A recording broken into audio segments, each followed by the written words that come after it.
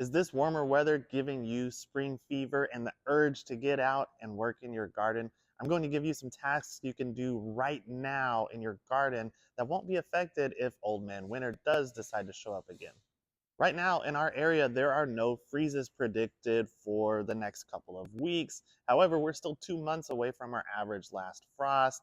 So if you want to get out and do these tasks, you can without having to worry about a late frost. First of all, planting trees and shrubs. And this actually needs to be done as soon as possible because you want those trees and shrubs to get a nice established root system before the hot weather of summer gets here. So the sooner the better on those. It's also a good time to get started with your perennial gardens. So perennials are cold hardy. So even if we do get more cold weather, they're going to be just fine, especially the roots of the plants. And if you wanted to protect the tops, you can always throw a frost blanket over them just to make sure that they don't lose any foliage in freezing weather.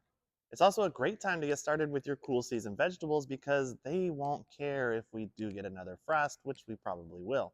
So things like lettuce, carrots, radishes, broccoli, cauliflower, kale, and many, many more can be planted right now for that early season gardening.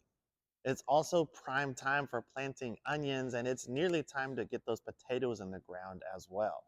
If you're someone that starts seeds indoors before moving them outdoors, you also might consider getting started with your warm season seeds indoors because before long, it's going to be time to go ahead and move those outdoors. And your warm season plants will be just fine outdoors when we're in these temperatures of 60 and 70 degrees.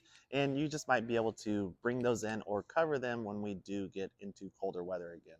If you're wanting to make your house look amazing, this is a great time to get some cold hardy flowers in the ground as well. And we're talking about annuals such as snapdragons or pansies that are going to last from now well into late spring. There are also other tasks to do around the garden, such as putting pre-emergent down on your lawn and also adding more compost to vegetable beds. So take advantage of the warm winter weather, get out and start gardening because it's going to be good for you after the cold weather we've already had.